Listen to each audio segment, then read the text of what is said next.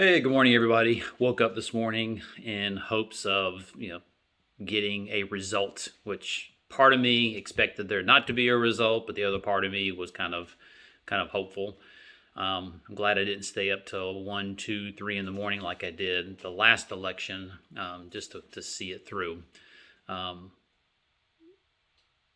it's one of the. I just wanted to kind of put this out there. The voting system is ridiculous. so, so we all need to be aware of the fact that the whole voting process is about giving we the people the thought and the feeling and the sense that we're in control of who we put in leadership positions and dictate and manage and drive what governs our lives. If you think about it, as I always say, step back, look at things from the 60,000 foot level. Look at the forests, don't look at the trees. So, number one, the voting system is about that. And how many people do you know, even young people that are of voting age, that don't vote? Say the vote doesn't mean anything. Well, so long as that mindset exists, the few percentage of people that actually vote can't sway an election to the direction of what the system, what the power structure of our country want. They dictate. They already know which way it's going to go. It's controlled opposition. It's a soap opera to make you feel like you are in control. So that's number one. And the voting process in its rudimentary and archaic form that we live through, and I'll come to that in a moment, gives you the sense of control, but yet ultimately the decision is decided ahead of time. I mean, if you just think about how ugly, how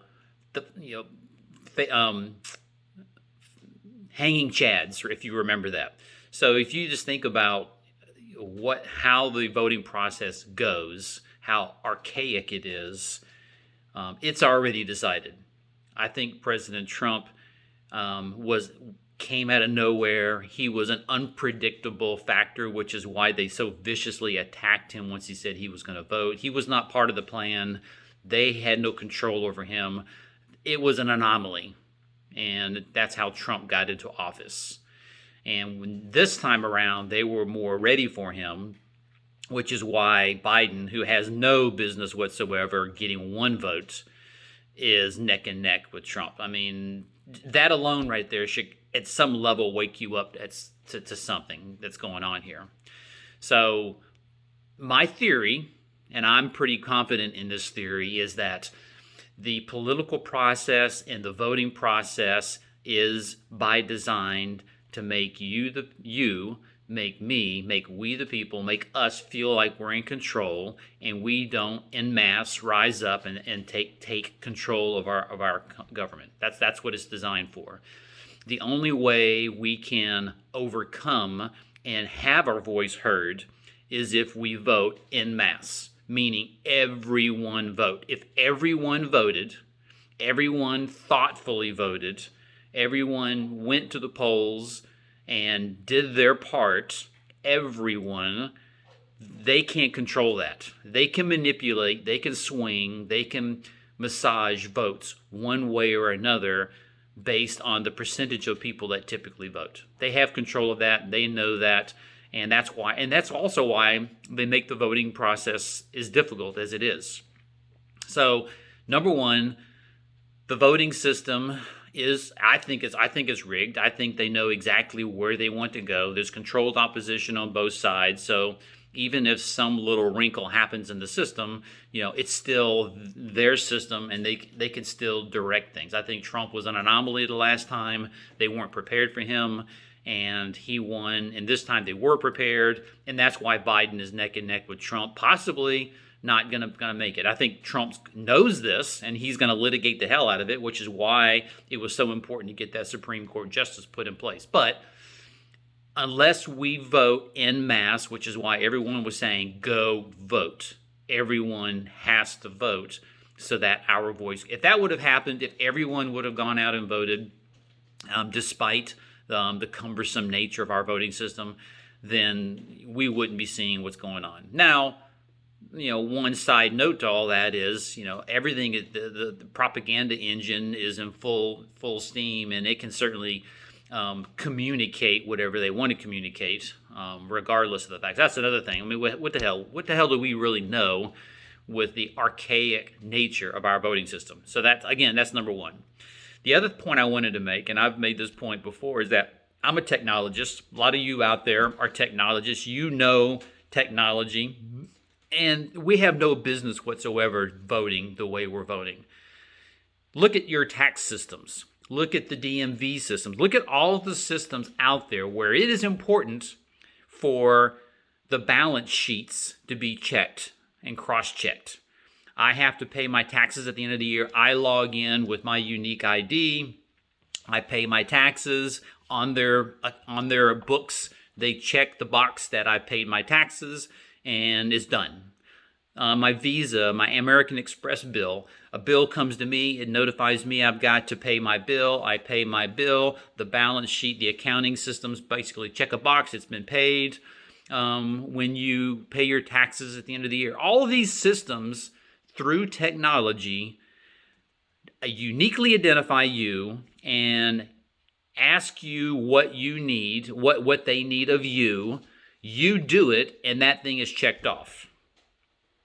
And some people might say, well, technology can be corrupted, and we can't do that. The system we have right now is more prone to corruption than any technology that would ever come out there. So, and everybody has a phone. So they would also say, well, some people just don't have technology. Everybody has a phone at the very least. Remember when Obama was giving phones away to underprivileged people so that they can then be plugged into technology? They want everybody plugged in anyway. I would wager a bet that there's no one out there of voting age that doesn't have a phone. So technology could allow everyone to vote. The system could properly, on demand. Look, how many times have you been asked to tweet or text your vote on who you prefer for one thing or another? Instantly, it's there. So, and I listen to these pundits, Newsmax, Blaze TV. I don't watch mainstream media anymore. Newsmax, I love Blaze TV, and they're responding and reacting to the symptoms. They're responding and reacting to the cosmetics, the lipstick on the pig that we're dealing with. But they're not really stepping back and looking at the bigger picture. The voting system is intended to give you the illusion that you're in control, though they already have it predetermined. Trump is fighting the good fight on behalf of we the people. He is. He was an anomaly. This time around, they're prepared. Trump got a Supreme Court justice in place because he knew it was going to get to this point, and it's going to be litigated to hell. And there's no reason whatsoever for Biden to be neck and neck with Trump. Absolutely no reason. None. That's number one. Number two, if everyone voted in this archaic system that we're sitting in, if everyone voted, the overwhelming numbers of the collective, we the people, I hate to use that word collective because then it drums up other visuals that you can think of. Borg. Anyway, the collective, the overwhelming number would put our voice out there, and our voice and our decisions would be made. Number three, this whole archaic system has got to go away, and we've got to use technology. And I'm a big advocate of being careful how much technology you embed throughout our society. 1984, I'm fearful of that, and I don't want technology controlling everything. I don't want the government controlling everything.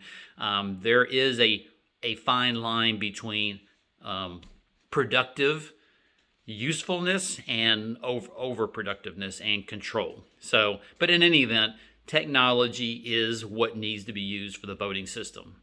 And I wish some of these people out here in the news would, start talking about that.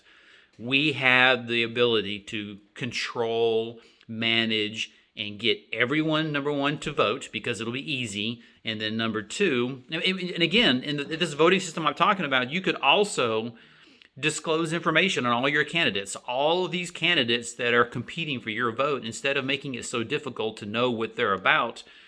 This whole voting system could give you a biography of this person, could give you what they're for, what they're against. It would be so easy, so easy. And then the voting system, they can turn it on at a certain time, and then they can turn it off at a certain time. They can tally those votes up, and instantly, real time, we would know who the winner is. It's just so frustrating how asleep so many people are, and they're not, raising this up, and making it an issue. And we've got to fix it. I have to believe that the good fight that we've been going through over the past X number of years, with putting Trump into positions of power and supporting him, that a lot of good is going to come out of this pain that we're experiencing, this growth pain, this shedding of this skin that's been constraining us for so long. I have to believe that the way we govern, the way we live, everything is going to change. And this whole process is going to wake more and more people up. So anyway, I just had to put, that point out there for anyone that hadn't thought about it, or anyone. Don't look at the tree, look at the forest, and just realize how asinine a lot of this stuff is and the illusion they've wrapped around everything going on. Love to hear your feedback.